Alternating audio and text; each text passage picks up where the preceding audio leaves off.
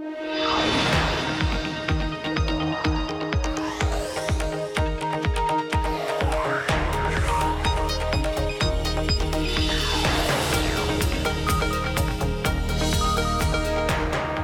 Caroline Hyde. This is Bloomberg Technology. Coming up, the Singerman System Founders Fund partner and top-tier venture capitalist Brian Singerman joins us for a crash course on identifying big winners and the next big waves in tech.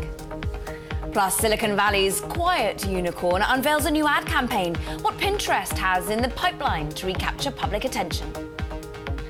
And Apple sets its sights on deep space. We'll analyze the thinking behind poaching two of Google's top satellite executives. First to our lead, venture capital firm Founders Fund is best known for investing in companies building revolutionary technologies and for its somewhat controversial founder, Peter Thiel. The San Francisco-based firm has an impressive portfolio filled with tech titans like Facebook, SpaceX, Airbnb, Spotify. Founders Fund opened in 2005 with about $50 million in funds, and now it's on track to generate a whopping $9.5 billion in return. Joining us now is Founders Fund partner and top venture capitalist Brian Singerman. Also with us, guest host, friend of the show for the hour, you know him well, Techonomy CEO David Kirkpatrick, live in New York for us.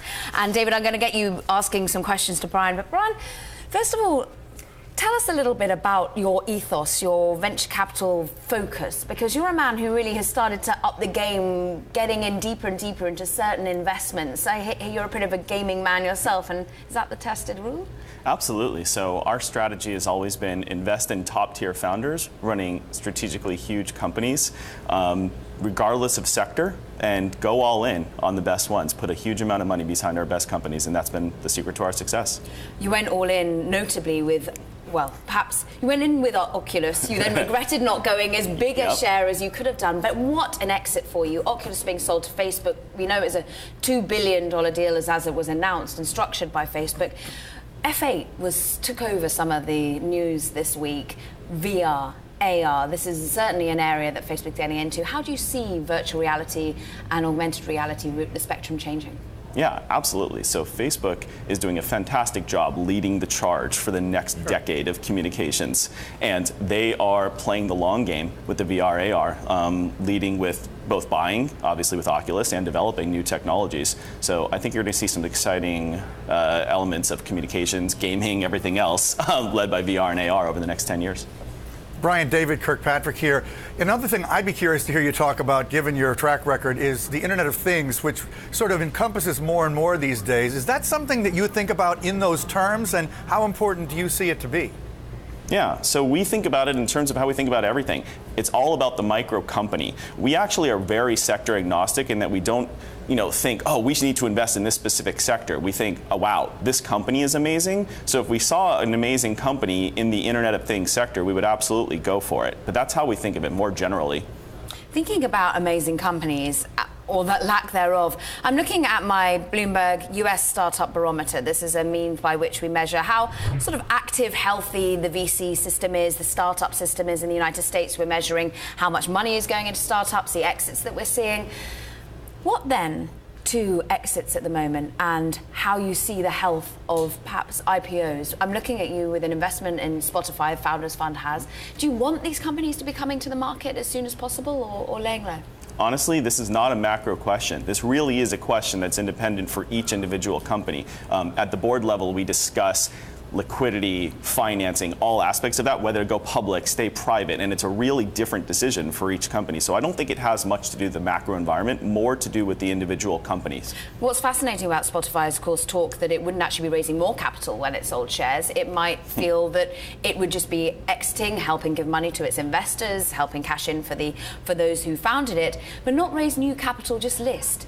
What's in it? Why do that? I mean, Spotify has obviously clearly an independent strategy. Maybe a lot of its investors were saying, oh, we need liquidity. Maybe Spotify realized it didn't necessarily need the money for itself to run operations. Maybe it has plenty. Point being, this is a great example where there's not one right answer for every company, and Spotify chose the path that it thinks is the best for the company itself.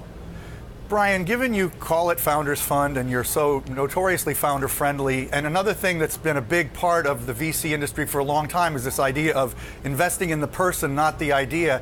Is that sort of another way of saying what you do? Absolutely. You know, a huge part of our investment decision, whether it's at the early stage or the late stage, is based on the founding team, based on the management team. It's really important for us to have founders that are both strategically long-term visionaries as well as very execution-oriented. It doesn't make sense to have one part without the other, and when we find those two elements in a team that's doing something that we think is important for the world, we tend to make the investment. What sort of funding rounds do you want to get in on? Are you looking at earlier and earlier stages? We're seeing a plethora of seed funds coming in. How is the battle going for when you find the company and how large a ticket you're putting in? Yeah, honestly, we are totally stage agnostic in the same way that we're sector agnostic. I have no FOMO, fear of missing out as an investor. When we see that a company has developed a strategic moat and it's well on its way to being one of the most important companies on the planet, we go all in. That can be at the early stage, that might be at the later stage. Point being, we have the fund structure set up that we can account for all of those. And David, do you want to have a quick last question? Well, you know, I do, because I wonder, how do you identify those strategic moats? You've obviously been really good at it, and you've doubled down on a number of companies, including that health company. I forget the name of it. StemCentrx, yeah, one you made a ton of money on. How do you, I mean, that's the kind of thing everybody could say, but you seem to do it. Is there any secret sauce in that for you? Well, I can't give away all of our secrets, or else I would be out of a job. But honestly, we really do try and answer the question, can this be cloned at this point? And if the answer is no, and it's got a phenomenal management team, we're going to go all in. But it's a really important question for us to figure out, can this be cloned at this point? And my last question about the sort of overall ecosystem is the more and more big ticket money is coming in from later stage investors, from institutional money. Mm-hmm. How is this making your life more difficult? Or is it in some ways putting off big companies that potentially should go public going public, or does it not matter in your case? Honestly, I still think this is a very company by company basis. Our job, right, is to find the world's most important companies and invest in them. It doesn't necessarily have to be early, but we have to invest in them at some point. And so regardless of what the funding landscape looks outside, that's what we're looking to do. And so I don't think it changes, fortunately, our job that much. Fascinating stuff. We're going to be digging in so much more into some of the intricacies of healthcare tech, and that's a big area that you've made money and looking to make yet more. Brian Singerman, Founders Fund partner, and of course David Kirkpatrick, Techonomy CEO, joining us live from New York, and both sticking with me. Now, Uber has extended its internal investigation into sexual harassment claims at the company. That's according to Recode. The investigation, led by former US Attorney General Eric Holder, was sparked by charges of sexual harassment, as well as a wider cultural problem at the ride-hailing giant. According to the media report, Holder has asked the board for an additional month to complete his inquiry and is yet to conduct interviews with several key figures in the investigation, including top HR execs. Now, a reminder that all episodes of Bloomberg Technology are now live streaming on Twitter. Check us out, why don't you, at Bloomberg Tech TV, weekdays at 5 p.m. in New York, 2 p.m. in San Francisco. This is Bloomberg.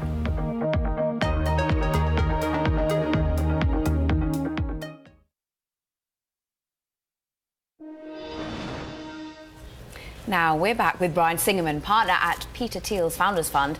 We've talked about the top tech titans in the firm's portfolio, but Brian is also heavily invested in the healthcare sector. Collective Health, Counsel, StemCentrx, and Oscar Health, all in the Founders Fund portfolio, and many of those portfolio companies that you have particularly made a beeline for. I mean, your real case in point of why you're on the Midas list, of course, is StemCentrx, sold to AbbVie, $10 billion. You went all in this particular company. What do you think about M&A at the moment, and indeed the healthcare sector in general, valuation-wise? Because we're seeing a third less M&A, we're seeing far less ETF trading when it comes to healthcare because of what the Trump administration means. Are you still bullish on the healthcare sector and biotech? So I'm bullish on individual companies. As I was pointing out, it's all about the specific company. So in StemCentrx case, regardless of what's going on in the biotech sector, that was going to be a special company. And we recognized that that was a special company, and therefore we went all in. When it comes to M&A or going public, that was definitely a strategic conversation we had at the board levels at StemCentrx when AbbVie came around, and we think we got a great outcome there. But it was definitely a conversation of whether to go public or get acquired. What, with that sort of example and others, does it tend to be, is it that you can see the synergy so clearly, a bigger player teaming up with them would mean that their drugs that help against cancer would just get to market that much faster? Sure. There's always advantages and disadvantages of each. I mean, AbbVie obviously has a fantastic distribution platform that's very powerful if you want to get these drugs into the hands of people that really need them. There's also advantages of staying independent, and we determined that at that time it was the right move to sell to AbbVie.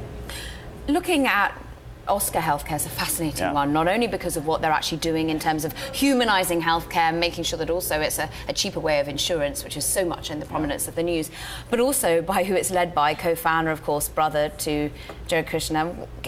He's called Josh Kushner. How much are you looking at Oscar's health of itself at the moment? Because there's been worries about it losses. Yeah, so we are extremely bullish on Oscar right now. Oscar is charged with fundamentally fixing the health insurance industry, and therefore the state of health in America through transparency. Like, you probably have little to no or negative relationship with your health insurer right now. Oscar is trying to change that. It's also trying to make use of narrow networks so we can save costs in the healthcare system throughout. And this is regardless of what the political landscape looks like. At the Oscar board level, all we're concerned about is how do we more effectively get health care for our members, and we have to adapt no matter what the politics look like. So does the regulatory environment change your views of investment at any point?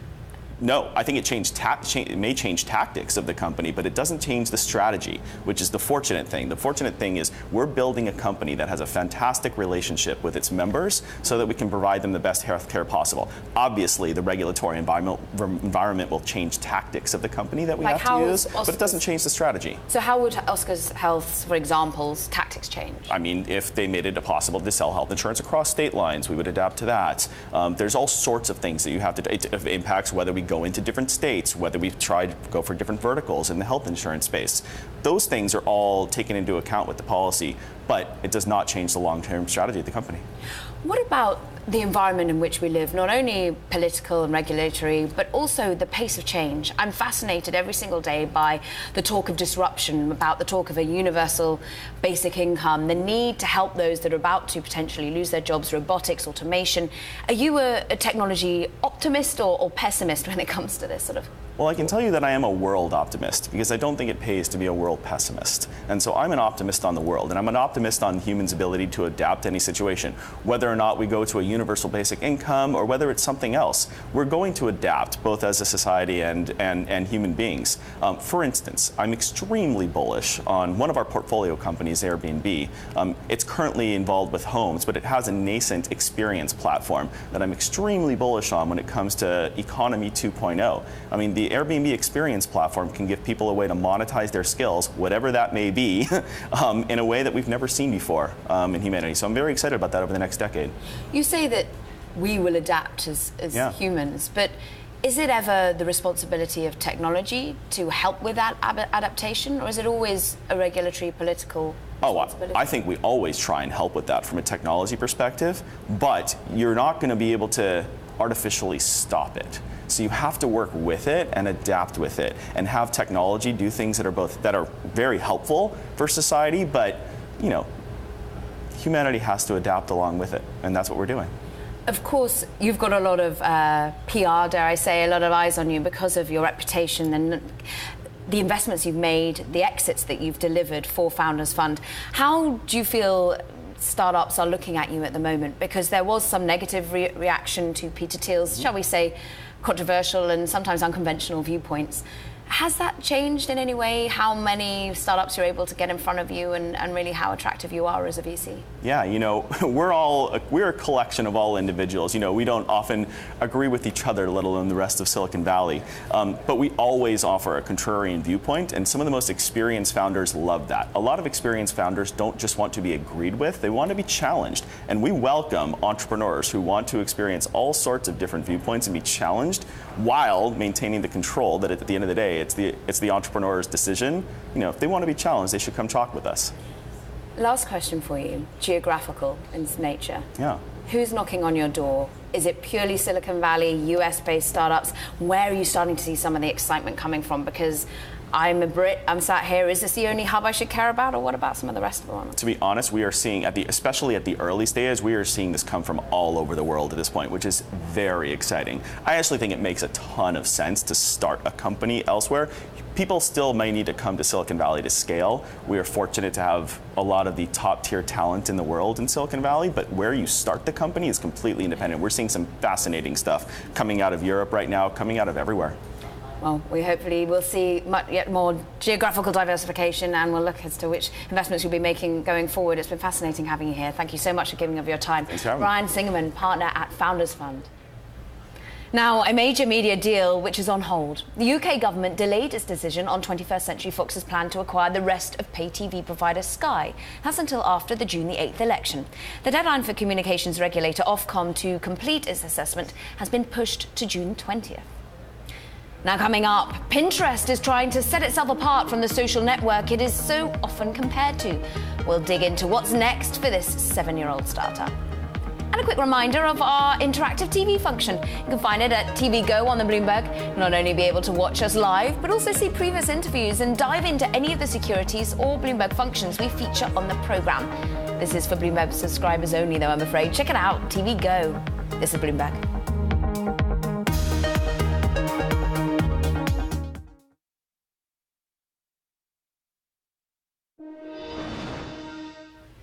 Now, Walmart's e-commerce chief, Mark Law, reaped an astronomical payday to the tune of $244 million in compensation last year. The payout was fueled by shares of Walmart stock he received as part of the sale of Jet.com, his previous company, to the retail giant. Law's compensation puts him well ahead of his new boss, Walmart CEO Doug McMillon, who received a $22.5 million pay package. You'll recall that retailing giant acquired Jet last year in an effort to bolster its online sales. Now, Pinterest announced that it's retiring the like button on its platform. The move is a step to differentiate itself from social networks like Facebook, Instagram and Snapchat. The visual discovery startup will also launch its first major ad campaign. Pinterest is considering advertising on billboards, websites, newspapers and magazines. Joining us from New York is our guest host for the hour, David Kirkpatrick, CEO of Techonomy. And here with us in the studio, Bloomberg technology reporter Sarah Fryer, who just sat down with the co-founder in a rare interview from this week's Decrypted podcast. I mean, this really was rare. You got to sit down with all the executive team, really, the president and indeed the two co-founders. Tell us what you learned, because this has been quite the silent unicorn almost of the Silicon Valley.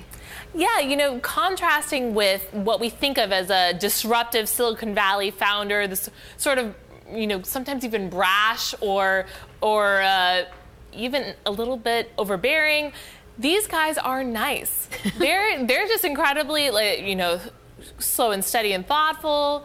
Not to say that the business is moving slowly. In fact, behind the scenes, they've done quite a lot to update their product. But not a lot of it is stuff that we see on the surface, sort of the flashy product updates that we get from these social media companies. It's more with the algorithm. They want you to think of them as a search company, surfacing ideas that can help you plan your life. So more of a Google than an Instagram. David, wing a question now to Sarah, because I'm sure you're interested in the subject. Well, I mean, I have to say, I was listening to the podcast, and, you know, there is a sort of modesty that almost comes across as a modesty of ambition there. So, Sarah, I mean, when you think about it, and they're saying they want to be sort of a Google of imagery or whatever, does that really make sense to you? Do you really think they're going to get there? Are they going to retain their multi-billion-dollar valuation that they've been celebrated for? I think that they have threats coming up from all sides. I mean, Google just announced that soon you'll be able to see shoppable images in their image search. That is especially Pinteresty.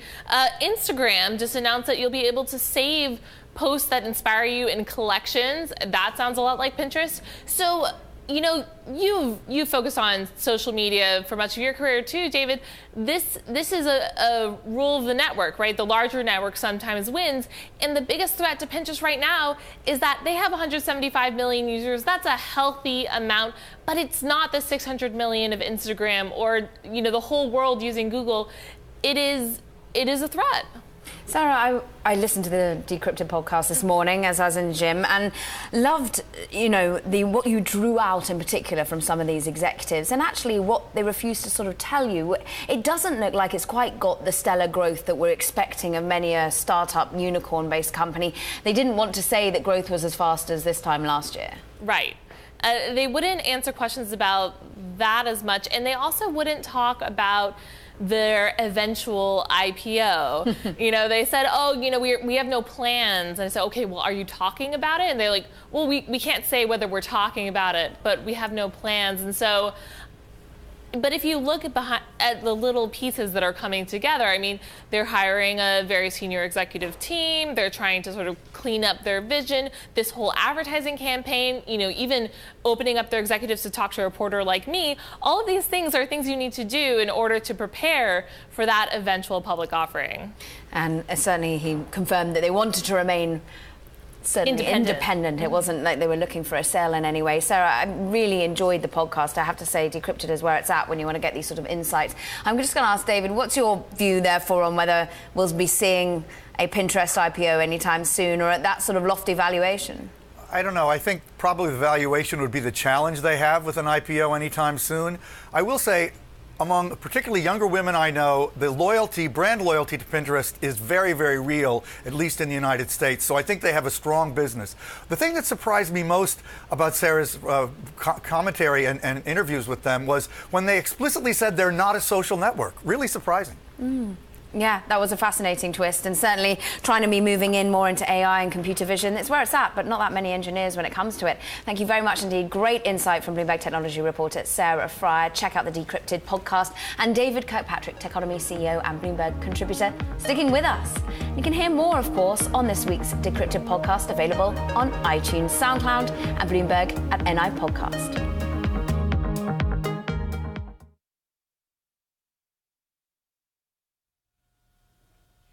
I'm Elisa Parenti, and you're watching Bloomberg Technology. Let's start with a check of your first word news. President Trump signed a set of financial services executive orders to review U.S. tax regulations and roll back Dodd-Frank. He spoke just before the signings at the Treasury Department.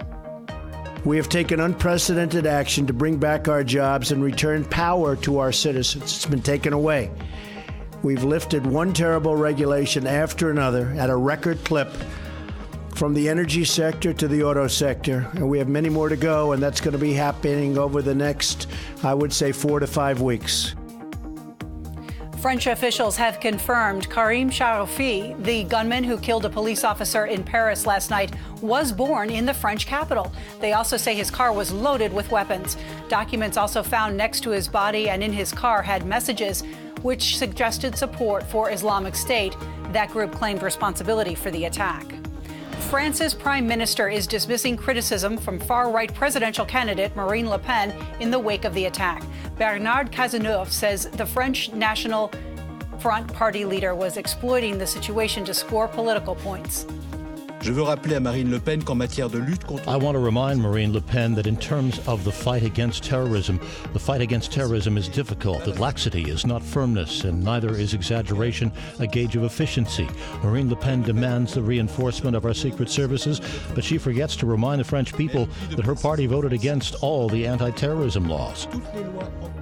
Now, Le Pen wants to reinstate border checks and expel foreigners on watch lists. That prime minister says nothing in the investigation links immigration to the shooting. French officials plan to increase security with the first round of the presidential election set for Sunday. 11 candidates are expected to be whittled down to 2 for a winner-takes-all round 2 on May 7th. Tune into Bloomberg at 2 p.m. Sunday Eastern for our special coverage. Venezuelan officials say another person was killed today in a wave of anti-government protests that have been sweeping the capital city of Caracas. That brings the death toll up to at least 9. Demonstrators have been marching against what they call a slide by the Maduro government into authoritarianism and economic collapse. Another protest is planned this weekend. They also plan to block the nation's main roads on Monday. House Speaker Paul Ryan is leading a bipartisan congressional delegation to Warsaw to meet with Poland's president and prime minister following the recent deployment of thousands of U.S. troops there. And in Britain, the Queen, Elizabeth II's 91st birthday was celebrated today with gun salutes as the monarch celebrated quietly at home. The Queen is Britain's longest reigning monarch. Global news 24 hours a day, powered by more than 2,600 journalists in more than 120 countries. I'm Elisa Parenti, and this is Bloomberg.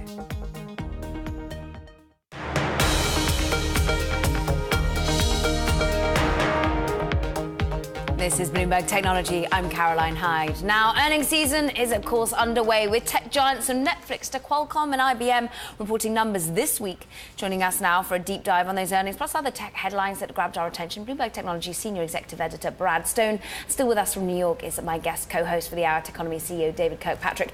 Guys, I'm already looking ahead to next week. I'm already thinking of Alphabet, Amazon, Twitter, people we really want to get our teeth into. But what about the earnings season as it thus started? Because IBM fell 5% over the week, Brad. We saw not much movement from Netflix and IBM. Are you feeling there's much anticipation towards this key earnings season? Yeah, well, next week things really get started, but this week considered a preview. Netflix, very interesting.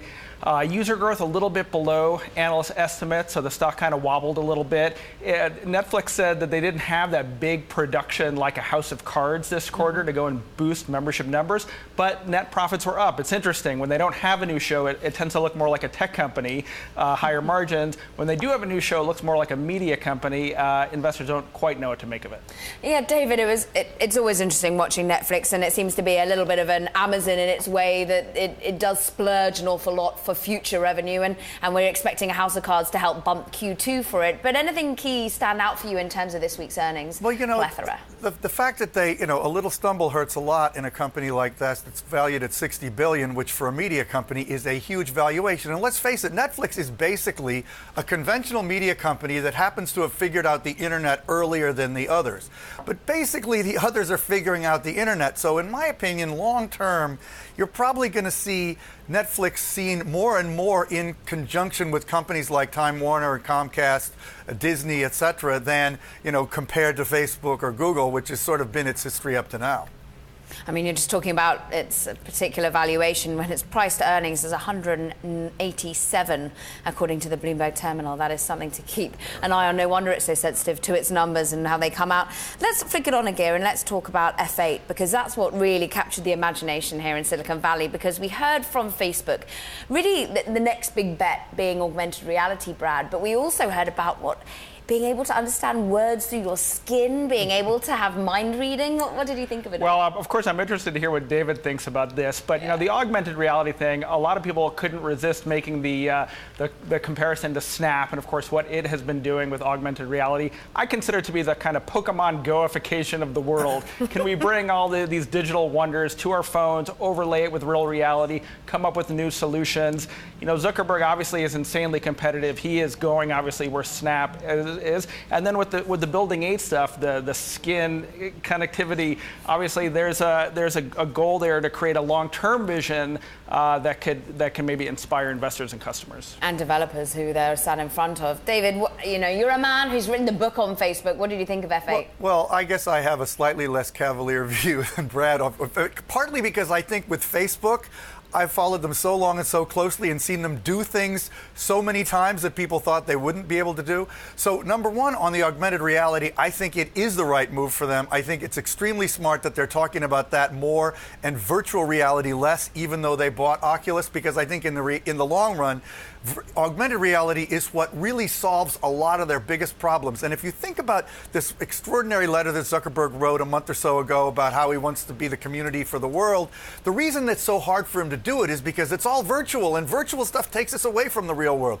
Augmented reality has this potential to blend it all together. I think that's very cool. Building 8, there's some great stuff there too, which I could talk about. David, do you think Facebook needs, or any tech company needs, the glasses to make augmented reality real? I mean, why do we want to look down at our phones to understand the real world around us? I mean, isn't that why Pokemon Go eventually sort of fizzled out? Yeah, I think it's a great question. Obviously, we don't have the interface for augmented reality. Do I think we will have it? Yes. Do we know what it is? No.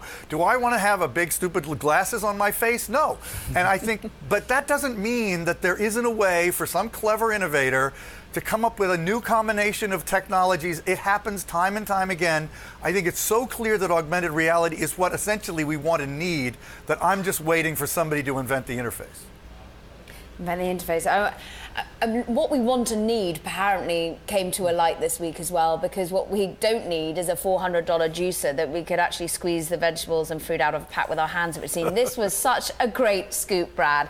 Tell us about what Olivia Zaleski and Ellen Hewitt brought to us. Yes, let's thank them for squeezing such joy into our lives this week. Basically writing about a very high-profile Silicon Valley company, Juicero. It has raised more than $100 million to create a connected juicer, and what they determined and demonstrated in a nice pithy video is that you can just squeeze these bags of juice and get a quite nice glass of fruit and vegetable juice without the expensive device. And the CEO responded somewhat defensively, and people had a lot of fun with it, perhaps because it reveals a little bit of the ridiculousness of Silicon Valley at its worst, which is it's not really solving problems for regular people. It is coming up with high-priced solutions for a very high-priced lifestyle. Yeah, David, I mean, these weren't just any venture capitalists, though, that backed this company. I mean, we saw Google Ventures in on the act, KPW. There was a lot of money being spent. Do you think this is a sign of some sort of concern, or just a one-off bad bet? Oh, I think there is concern. I mean, there's another pretty well-known venture capitalist here in New York, Albert Wenger at Union Square Ventures, wrote a column this week about how, there is something of a top happening in venture capital. I think, there's a lot of money sloshing around, and there aren't that many good investments, partly because most really cool innovations don't require as much money to develop as they used to. And everybody thinks venture capital and tech is where they want to make the big bucks in a time when returns are poor elsewhere. So, but I think this is just a classic case of too much money going to the wrong person. And, these people have now offered their money back to the customers. This is a bad story. They should not have gotten money from these big-time investors. And a great scoop from Bloomberg. What a place it was. Thank you very much indeed. Of course, Bloomberg Technology Senior Executive Editor Brad Stone across all things for us. And Techonomy CEO David Kirkpatrick sticking with me. Now, in global news for you, French voters may decide Europe's future this weekend as the presidential election has turned into a four-way race. Investors and pollsters predict pro-Eurocentrist Emmanuel Macron will come out on top on Sunday's first round of voting. Back in January of 2016, we spoke to the then French economy minister, Emmanuel Macron, about the evolving tech scene in the country. Innovation and creativity are part of the French DNA. But in the past, we didn't convert this energy into business. And I think that the big change is the new generation now is much more pro-business, much more obsessed by creating startups. And a special programming note for you. Coming up this Sunday on Bloomberg Television and Radio, special coverage of the first round of the French presidential election live from Paris, London and New York. Join Francine Lacroix and David Gura and our Bloomberg news reporters from the campaign events and rallies across France. We'll also have the latest market reaction from London and New York. Now, coming up, after revolutionizing phones, testing self-driving cars and exploring augmented reality, Apple may now be looking towards space. More on that story next. This is Bloomberg.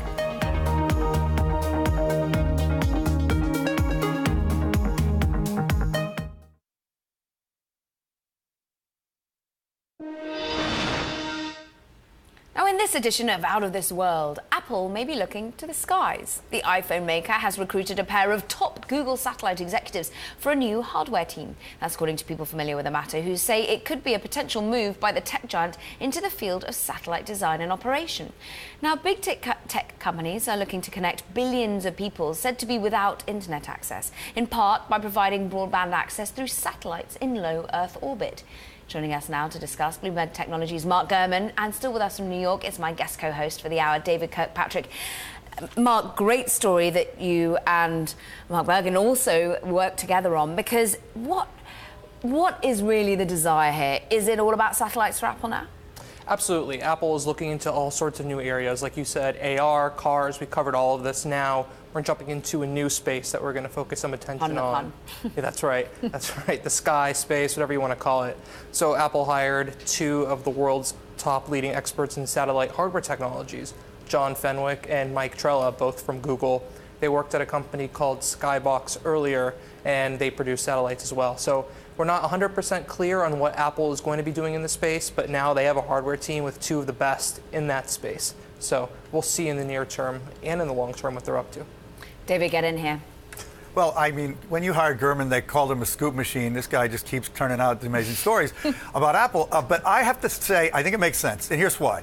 You know, Apple's got this extraordinary valuation, this extraordinary resource of capital, et cetera. But they're basically a rich people's product company, right? The real growth opportunity to make them go to the moon even further from where they are is if they can go global and really get everybody, or make it possible for literally anyone to buy an Apple product, which is really not true in most countries. This is the way they could do it. If they could provide satellite internet access, as Mark's story says, you know, at a speed comparable to what we have with cellular, my gosh, that's just a huge thing. And then they could sell special devices for people in, you know, Botswana that would use that, and those people will buy it. Right, to your point, David, the applications here are enormous. They can put internet around the world. They could also use it for their self-driving car efforts. If they need something to control the cars, they need to send information down to AR glasses. They can do that from satellites too. Being in the satellite business is critical for any technology company, but especially Apple, because they're trying to play in so many different fields. And another cool thing would be if they're just, you know, wanting to develop drones or other stuff to actually send people high in the air or take pictures from the air. You know, that would be cool. I'm sure, David, you would want to be one of the first to get into an Apple satellite and go into space. Yeah, I mean, obviously, I love the idea of using it for their car business, which doesn't exist, and maybe you'll tell us about that next week. But, you know, don't you think in the end that growth in the developing world has got to be one of their top priorities? Absolutely. And part of what's holding back iPhone penetration in some of these smaller regions, these other countries, is that they don't have the penetration of LTE and these faster networks that the iPhones really take advantage of and almost need to function. So if Apple could speed that up, they could do two things here. One, they can get people to buy more hardware in those countries. Two, they can start replacing some of these carriers and other networks around the world. As we know, Apple always likes to add more of itself into its products. We saw that with chips. We saw that with them taking over new graphics processors recently. We see them doing more for the car, AR. Going after providing internet and wireless networking in the future is definitely on their list. They're looking at everything and anything to take over the world. Wow. So telecoms, look out. What about an interesting team up potentially with Boeing? You reported on that. Can you explain as to whether this might be a joint venture we see?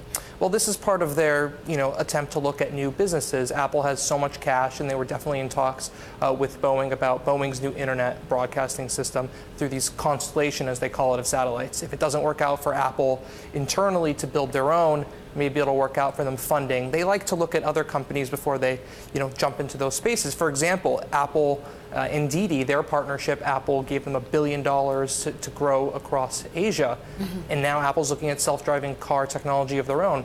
Could be a similar approach if they end up investing in Boeing's business, taking a look at it, getting some skin in the game, and then jumping in with their own technology in the future. And I don't want to mince words. To be clear, we're not 100% sure what Apple's going to be doing with this new hardware team, but we do know it's a new hardware team led by Greg Duffy, who co-founded the camera company Dropcam before going to Nest, and now they have two of the world's leading satellite experts. So they're definitely going to be cooking up something, and that'll become clearer in the future. David, most valuable company in the world, do these sorts of growth potentials mean that it remains as such?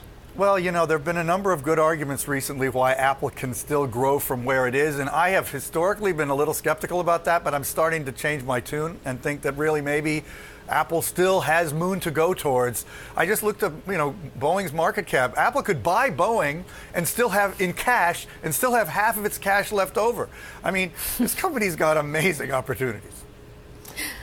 And to add to that, and just one of the most amazing things that I've discovered over the course of reporting on the company for so many years, David and Caroline, when they're developing new products, they don't really take that many resources from other teams. They build up these teams. We had a whole story on this AR team, a bunch of outside hires. The Apple Watch, tons of outside hires. The Apple Car, and now the space exploration. So they're just adding and adding into this empire of different technology categories. Fascinating. Where else can it go? Bloomberg Technologies' Mark Gurman. We know that he'll be here and he'll be breaking it all for you. And Techonomy CEO David Kirkpatrick, brilliant to have you with me on this Friday. We wish you a wonderful weekend. Now, Snap has reportedly signed a deal to get its hands on a patent for geofilters, which are photo filters based on location. Now, the parent company of Snapchat obtained the patent for a whopping $7.7 million from Mobley, an Instagram rival that launched in 2011.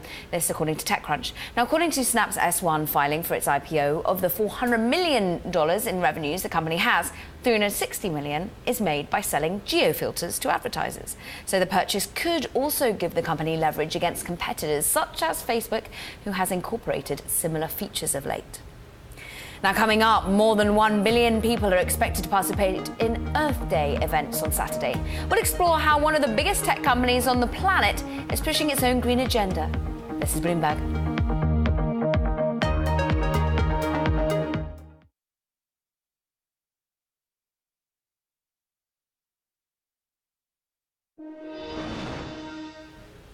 Ricoh, a maker of printers and copiers, has joined companies such as Apple and Google in pledging to get all its power from renewable sources. But the process will be slow.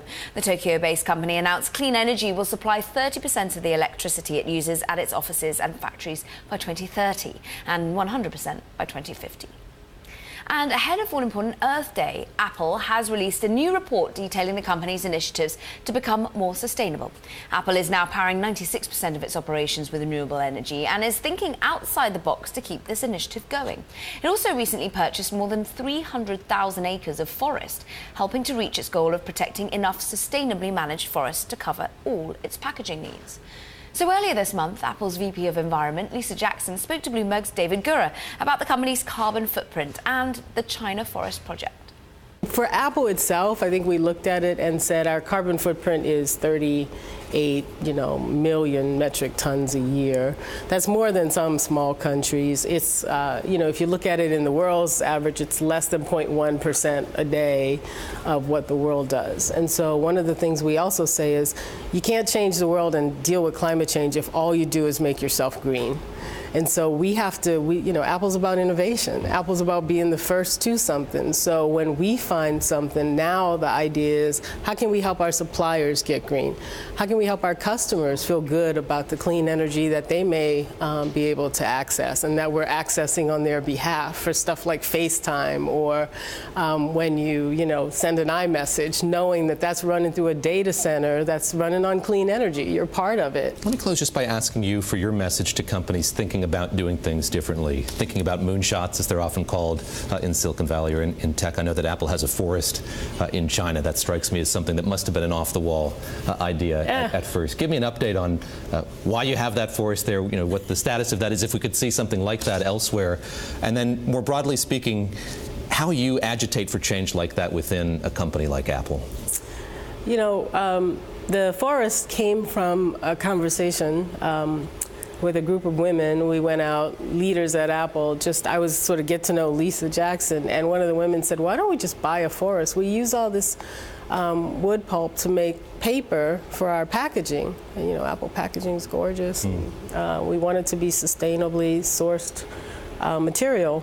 And I was like, that's when I knew I was somewhere new, because that kind of innovation, that kind of moonshot idea is so classic of Silicon Valley, which is to go back to first principles and ask a really basic question and then ideate around it, is what gets me up every morning, because I get to do it for things I really am passionate about, like the environment.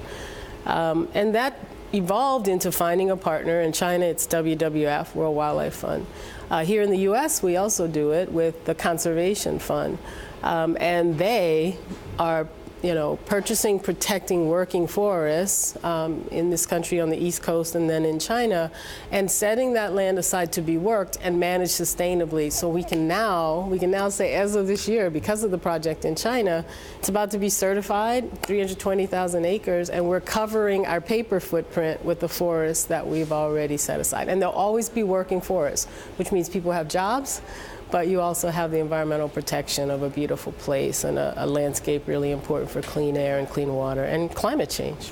So it's great. And what do I say to other companies? There's so many companies who are in this space, companies that may not, always talk about it. And I'm it's pretty inspiring. But I would say the moonshots are really important. The thing that inspires the folks at Apple will inspire everyone, which is don't pick an incremental goal. Pick something really big and hairy and interesting, a hairy idea, and let folks work on that while you're getting everything else in order. Certainly do what you have to do, but you know, what we can do as businesses is find solutions that make you just go, oh, it used to be impossible, and now it's just the way we do business. That was Apple's VP of Environment, Lisa Jackson. Now that does it for this edition of Bloomberg Technology. We have a great lineup of guests next week. Starting Monday, T-Mobile CEO John Legere on company's earnings results. You do not want to miss it. Stock rallying 60% over the last year. Check it out. This is Bloomberg.